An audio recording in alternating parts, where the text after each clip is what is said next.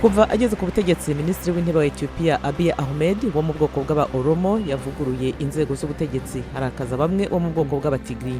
Mu murwa mukuru wa Zimbabwe Harare habaye urubanza rwa Ivan Mawarire waharanira uburenganzira bwa muntu. Ashobora gukatirwa imyaka 20 y'igifungo bitewe no kuba yaragerageje gukuraho ubutegetsi bwa Perezida Robert Mugabe. Muri Kameruni imirwanire irakomeje hagati y'abitandukanije n'ingabo za leta, aho abantu 500,000 bamaze gukurwa mu byabo mu turere tuvugwamo icyongereza. Hafi yaho muri Mali, umushinjacyaha w'urukiko mpanabyaha mpuzamahanga ejo kuwa mbere yasabye abacamanza kwemeza ibyaha by'intambara n'ibyibasiye inyokomuntu bishinjwa umuntu wabikoreye i Timbuktu.